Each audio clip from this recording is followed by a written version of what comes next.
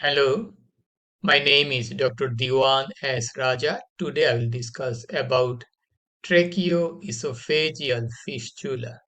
Fistula means an abnormal communication between two organs, one hollow viscera to another hollow viscera, or from one hollow viscus to the surface of the body.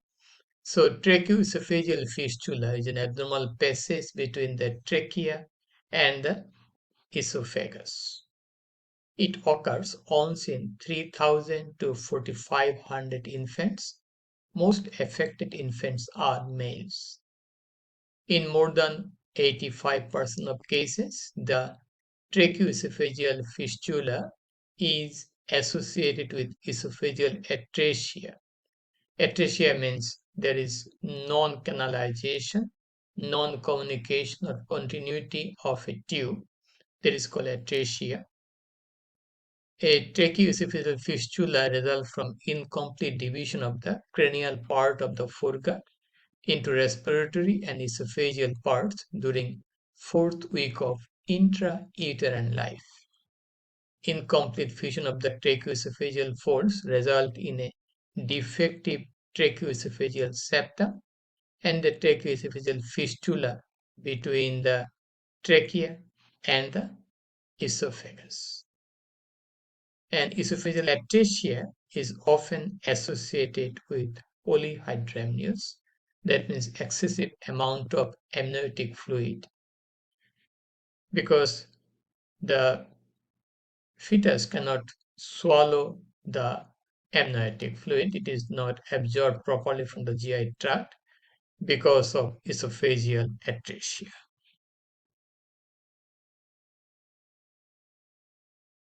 So we have four types of tracheoesophageal fistula. Okay, in order of frequency, this is the most common, second most common, third most common, fifth, fourth most common. Okay, we may have other type like fifth type.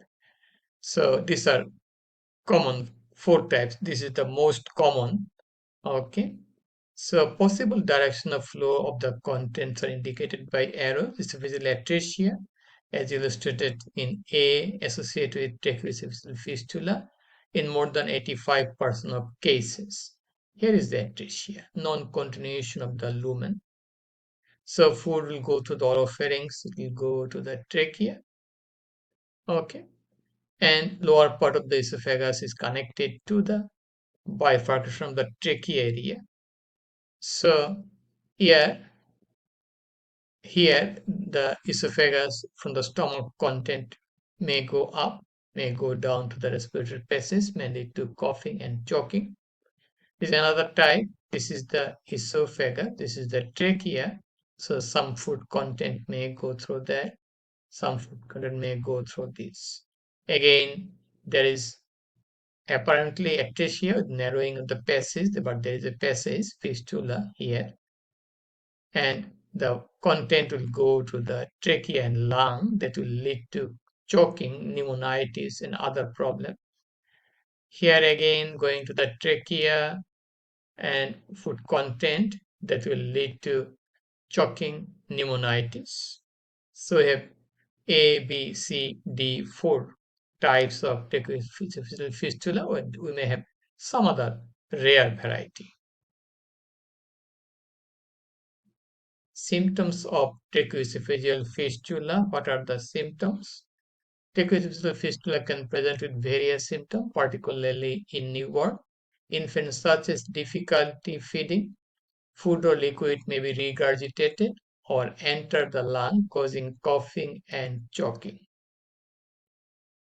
There will be cyanosis. Baby may turn blue due to difficulty breathing or respiratory passage obstruction.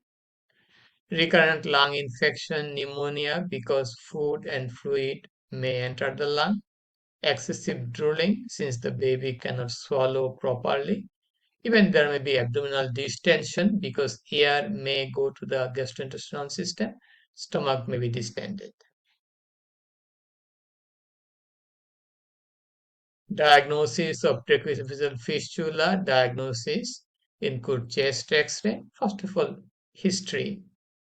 Physical examination, well, idea is that to pass the Riles tube will be stopped because there is, in many cases, there will be esophageal trachea. We can do chest X-ray to visualize the esophagus and trachea, esophagram, contrast study to highlight the structures of the esophagus and check for abnormal connections, bronchoscopy or endoscopy to directly view the trachea and esophagus, fluoroscopy real-time imaging to study swallowing and the interaction between the esophagus and the trachea. So these are the way to diagnose. Certainly history, passing Ral's tube, chest X-ray, esophagram, bronchoscopy, endoscopy, fluoroscopy. We avoid CT scan because of chance of radiation, but if it is required, we may do also MRI. Okay. So it depends on situation. This will be sufficient. Treatment of tracheoesophageal fistula is because there is some abnormal passage that need surgery. Okay.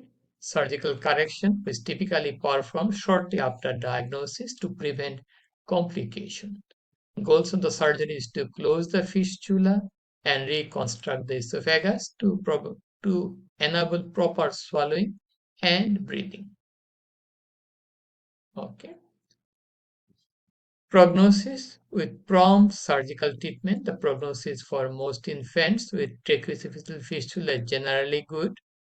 However, complications such as gastroesophageal reflux, tracheomalacia, softening of the trachea, and strictures, narrowing of the esophagus may occur. Long-term follow-up is often necessary to monitor for these issues. Okay. And that's all about tracheoesophageal fistula. If you have any question, please feel free to ask me. Please share the information with your friends. Please support my channel. Please subscribe me. Have a nice, wonderful, and blessed day. Bye now.